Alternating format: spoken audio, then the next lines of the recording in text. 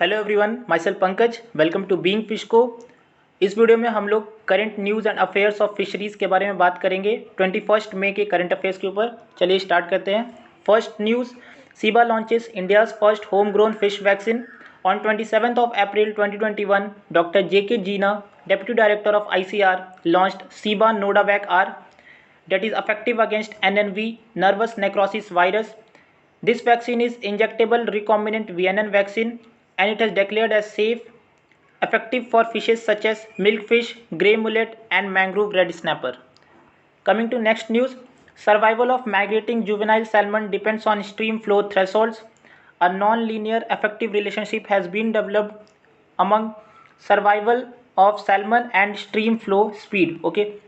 Cyril Mitchell, project scientist in Institute of Marine Science at UC Santa Cruz, has developed this non-linear affective relationship in his experiment and has proved that as we increase the flow of stream, it is directly affecting the survival rate of salmon, or it is increasing the survival rate of salmon.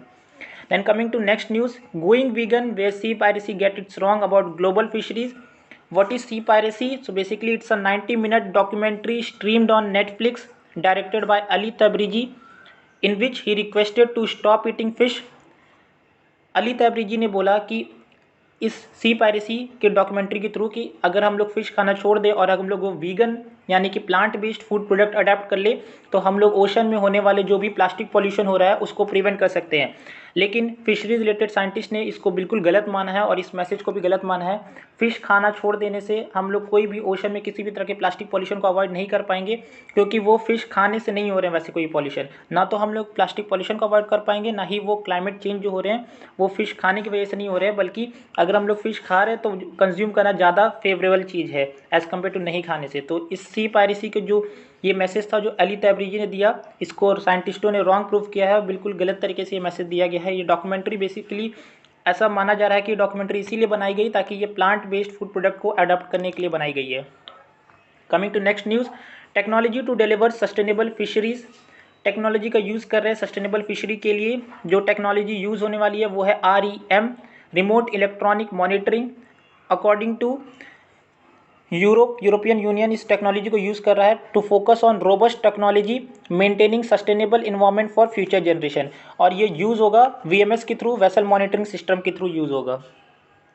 Next, cyclone Yaas, coast guard warns fisherman mariners in bay of Bengal to return to shore. Cyclone Tauktae के बाद अभी Yaas जो है वो bay of Bengal reason में form हो रहा है। लो प्रेशर एरिया डेवलप हो रहा है north Andaman sea and adjoining east central bay of Bengal में। और ये माना जा रहा है कि मई 22 को ये यस साइक्लोन ये इफेक्टिव हो सकता है। 72 आवर्स के अंदर इसकी इंटेंसिफिकेशन बढ़ सकती है, ऐसा इंडियन मेट्रोलॉजिकल डिपार्टमेंट का कहना है। Coming to next news, coelacanth fish that predates dinosaur caught alive by shark hunters in Madagascar. ये बहुत ही शॉकिंग न्यूज़ है साइंटिस्टों के लिए। सिलोकैंथ जिसको कि फॉजिल मान चुके थे हम लोग, एक्सटिंक्ट मान चुके थे, वो फिश दोबारा से पाई गई हो, वो भी लिविंग स्टेट में पाई गई है। एक समय इसको जिसको हम लोग एक्सटिंक्ट सोच रहे थे वो दोबारा मिल गया है। कैसे पकड़ा? तो जो शार्क पकड़ने जो फिशरमैन गए थे उन्होंने अपने गिल नेट के थ्रू इस सिलोकैंथ फिश को पकड़ा। डेप्थ था 328 to 429 feet below in the ocean. This is a very shocking news for all scientific community. Next, Bangalore, 100 of dead fish found floating in Motuneluru Lake due to sudden dip in dissolved oxygen.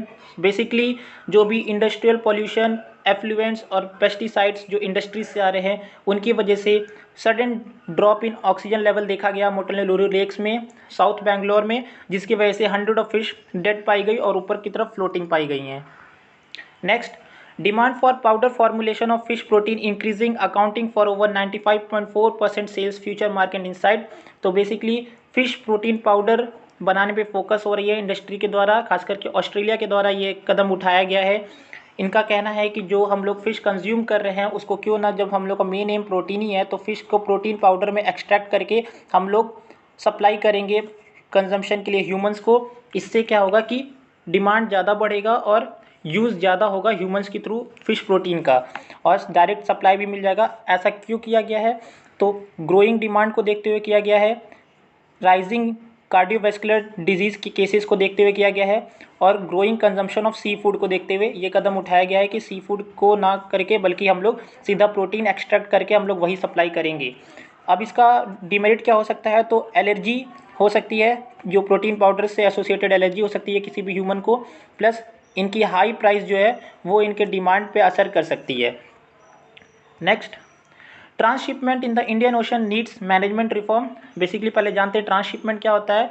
तो transshipment होता है कि कोई भी fishing vessel जो fish catch करके आ रही है वो पोर्ट पे ना जाके बल्कि वो जब तक ओशन में है वहीं पे वो किसी दूसरे शिप को जिसके पास रेफ्रिजरेटेड वेसल्स होते हैं जिनके ऊपर रेफ्रिजरेशन सिस्टम लगा होता है, उन वेसल्स को ये फ़िश ट्रांसफ़र कर देती है और वो रेफ्रिजरेटेड वेसल जो है वो पोर्ट पे इनकी फ़िश लेके जाती है। ये पूरा प्रोसेस गवर्न करता है IOTC, Indian ocean tuna commission. Mainly हम लोग ये टूना फिशिंग के लिए ही यूज़ करते हैं ये प्रोसेस ट्रांसशिपमेंट। अब इसमें चेंजेस क्या आने की बात हो रही है कि इसमें मैनेजमेंट करना ज़रूरी है, क्योंकि कुछ इसमें भी थोड़ा करप्शन हो रहा था, इसकी मैनेजमेंट होना प्रॉपर्ली ज़रूरी है। IOTC की थ्रू ये गाइडलाइंस आई है। इसमें क्या होगा कि पहले वेसल्स को फिक्स किया जाएगा कि ये वेसल्स हैं, इनको ही हम लोग अलाउ किए हुए हैं, इनको परमिशन मिलेगा, परमिट किया जाएगा वेसल्स को। उन वेसल्स को IOTC के अंडर लिया जाएगा, इंडियन ओशन टूना कमीशन के अंडर लिया जाएगा। फिर उनको ऑथराइजेशन पीरियड दिया जाएगा प्लस एक IMO नंबर दिया जाएगा उनको। फिर उन वेसल्स की प्रॉपर अपडेट रखा जाएगा और वेसल मॉनिटरिंग सिस्टम के थ्रू वो वेसल्स ट्रैक किए जाएंगे सेक्रेटरीट के द्वारा। Okay, that's all for this. Thanks for your attention. कल फिर सुबह मिलेंगे करंट अफेयर्स के साथ ऑफ 22 मई। तब तक के लिए बने रहें और मिलते हैं नेक्स्ट वीडियो में। Till then stay safe.